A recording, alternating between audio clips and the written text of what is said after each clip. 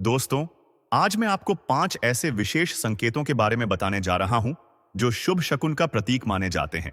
अगर आपके साथ इन संकेतों में से कोई घटना घटती है, तो यह संकेत है कि आपके घर में जल्द ही संतान का आगमन होने वाला है। यदि इन 5 संकेतों में से किसी भी प्रकार का शकुन आपके आसपास दिखाई देता है या आपके सामने घटित होता है, तो इसे शुभ मानिए। इसका मतलब है कि आपके घर में नए मेहमान के आगमन की संभावना बन रही है और आपको संतान सुख की प्राप्ति निश्चित रूप से होगी। इस विषय पर विस्तार से चर्चा करते हैं। अगर आप हमारे चैनल पर नए हैं और यह वीडियो देख रहे हैं, तो कृपया चैनल को सब्सक्राइब करें और बेल आइकॉन को दबाएं, ताकि आपको हमारे आने वाले सभी वीडियो की जानकारी समय पर और आसानी से मिलती रहे। यहाँ आपको ज्योतिष, वास्तुशास्त्र और सनातन धर्म से संबंधित सही व उपयोगी जानकारी नियमित रूप से मिलती है।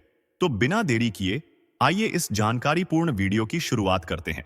जैसा कि आप सब जानते हैं, मानव जीवन में अगर हमने जन्म लिया है, तो विवाह संस्कार सर्वोत्तम संस्कार माना जाता है और विवाह संस्कार के बाद इस सृष्टि के संचालन में महत्वपूर्ण योगदान निभाना, अर्थात संतान उत्पत्ति।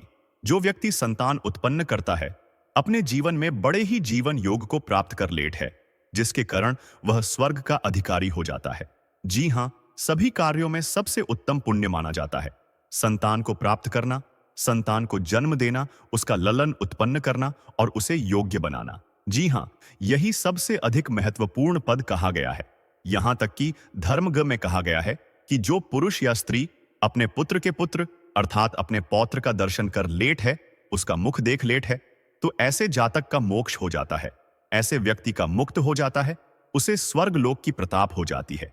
इसीलिए संतान का होना परम आवश्यक माना गया है और संतान का सुख दुनिया में केवल एकमात्र ऐसा सुख है जो आपके जीवन में सबसे अनोखी और अद्भुत अनुभूति आपको करता है, क्योंकि संतान का सुख बहुत ही अद्भुत और भाग्य से मिलने वाला सुख होता है, जिसे हर कोई प्राप्त करना चाहता है।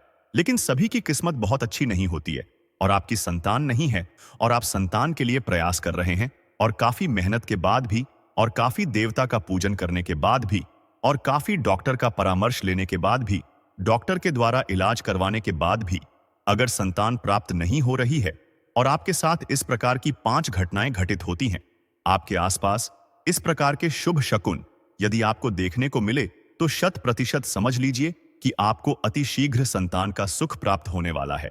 आपको बहुत ही जल्द संतान का सुख मिल जाएगा। तो चलिए हम बात करते हैं। सबसे पहले जो शकुन है, यदि आपको यह दिखाई देता है, तो इससे भी 100% कह सकते हैं कि शीघ्र ही संतान का सुख प्राप्त हो जाएगा।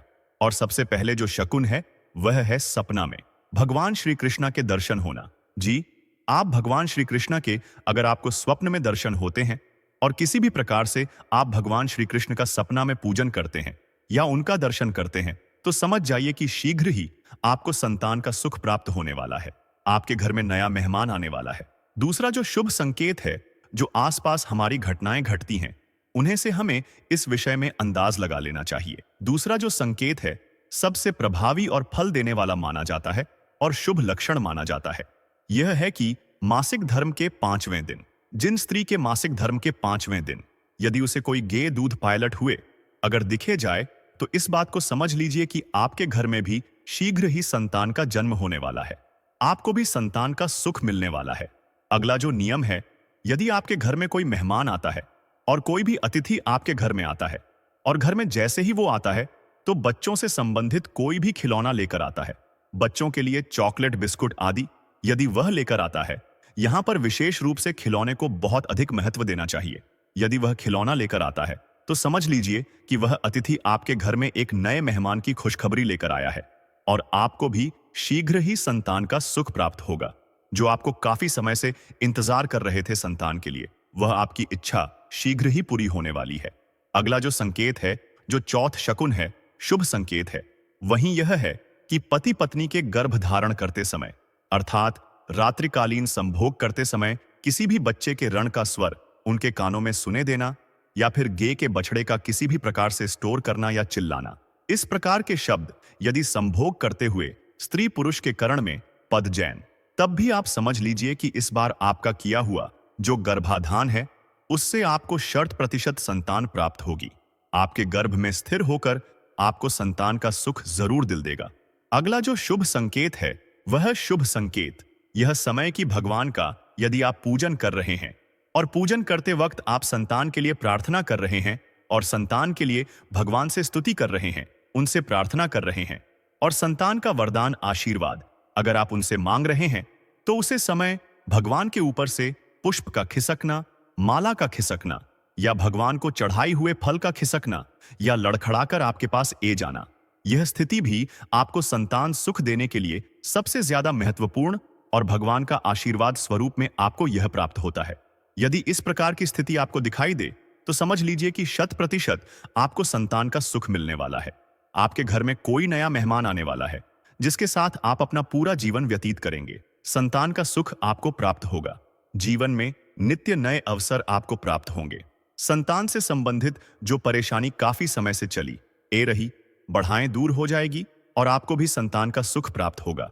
तो इसमें से किसी सभी प्रकार का कोई लक्षण यदि आपको दिखाई दे तो आप समझ लीजिए कि आपको शीघ्र ही संतान का सुख प्राप्त हो जाएगा। विशेषकर इन लक्षणों को उसे समय ज्यादा ध्यान में रखना चाहिए जब आपका मासिक धर्म चल रहा हो या फिर मासिक धर्म आने के बाद पंचम रात्रि से लेकर फूल भी तक। जी हाँ, 5वें दिन से लेकर उसे दिन तक यदि इस प्रकार की कोई स्थिति बनती है तब तो यह योग 100% आपको संतान का सुख देने वाला होगा। इसमें किसी भी प्रकार का संदेह नहीं करना चाहिए। और यह जो योग है, जो शुभ संकेत है, आपको इसीलिए आपकी दृष्टि में ए रहे हैं, इसीलिए आपके को नजर ए रहे हैं कि कहानी आपका भाग्य चमकते वाला है। आपके जीवन में जल्द ही संतान सुख का आगमन होने वाला है और यह समय आपके लिए अत्यंत शुभ और सौभाग्यशाली है। इसे और भी प्रभावशाली बनाने के लिए एक विशेष उपाय है जो आपको अवश्य करना चाहिए। यदि आप लंबे समय से संतान प्राप्ति की कामना कर रहे हैं, देवी देवताओं की पूजा कर रहे हैं, लेकिन अभी तक कोई परिणाम नहीं मिला है, तो यह उपाय आपकी कठिनाई को दूर कर सकता है। यह उपाय सरल है, लेकिन इसके लिए श्रद्धा और नियमों का पालन आवश्यक है। जब भी आप देवी देवताओं की पूजा करें तो मासिक धर्म के 5वें दिन भगवान को खीर का भोग अवश्य लगाएं। यह खीर आपके घर के किसी ऐसे सदस्य द्वारा तैयार करवाई जाए जो पूजा के योग्य हो। ऐसा करने के लिए आप अपने पति या परिवार के अन्य किसी सदस्य से निवेदन कर सकते हैं। खीर बनाने के बाद उसे भगवान को अर्पित करें और भगवान सूर्य नारायण का स्मरण करते हुए सूर्योदय के समय खीर को सूर्य की रोशनी में ले जाएं। ध्यान रहे कि खीर को सूर्य की पहली किरण के समय ले जाना अत्यंत महत्वपूर्ण है। खीर को लेकर भगवान सूर्य नारायण के सामने बैठें, उनका ध्यान करें और अपनी संतान प्राप्ति की मनोकामना व्यक्त करें। इसके बाद उस खीर को प्रसाद के रूप में ग्रहण करें। यह उपाय अत्यधिक प्रभावी और सरल है। इसे पूर्ण श्रद्धा और विश्वास के साथ करें और आप निश्चित रूप से संतान सुख प्राप्त करेंगे। यह उपाय केवल संतान प्राप्ति तक ही सीमित नहीं है, यह आपके घर में सकारात्मक ऊर्जा और शांति भी लाएगा। सिर्फ संतान प्राप्त करना ही माता पिता की इच्छा नहीं होती, वे यह भी चाहते हैं कि उनकी संतान स्वस्थ, संस्कारी और गुणवान हो। शास्त्रों में विशेष रूप से गरुड़ पुराण में यह बताया गया है कि संतान का स्वभाव और भविष्य काफी हद तक माता पिता के कर्मों, मां के आचरण और गर्भधारण के समय पर निर्भर करता है। इसे गर्भ संस्कार कहा जाता है। गर्भ संस्कार में गर्भधारण से लेकर संतान के जन्म तक मां के खानपान, विचार और योग आदि का विशेष ध्यान रखने की सलाह दी गई है। गरुड़ पुराण के अनुसार गर्भधारण का सही समय भी अत्यधिक महत्वपूर्ण है। माहवारी से शुद्ध होने के 8वें और 14वें दिन को गर्भधारण के लिए सबसे शुभ माना गया है। इस समय गर्भधारण से संतान न केवल योग्य और गुणवान होती है, बल्कि वह भाग्यशाली और कुशल व्यवहार वाली भी होती है। शास्त्रों में बताए गए इन उपायों को अपनाकर आप न केवल संतान सुख प्राप्त कर सकते हैं, बल्कि यह भी सुनिश्चित कर सकते हैं कि आपकी संतान श्रेष्ठ और संस्कारी हो। उम्मीद है कि यह जानकारी आपके लिए लाभकारी साबित होगी। यदि यह उपाय और शास्त्रों की बातें आपको अच्छी लगीं, तो इसे अधिक से अधिक लोगों तक पहुंचाएं। इसे साझा करें ताकि वे भी इसका लाभ उठा सकें। साथ ही अपने जीवन में इन नियमों और विधियों को अपनाकर सुख, शांति और समृद्धि प्राप्त करें। आपके जीवन में खुशियों का आगमन हो, यही शुभकामना है। आशा है कि आप स्वस्थ और सुरक्षित रहेंगे। जय श्री राम, जय बागेश्वर धाम और जय हनुमान। अगली बार फिर मिलते हैं। धन्यवाद।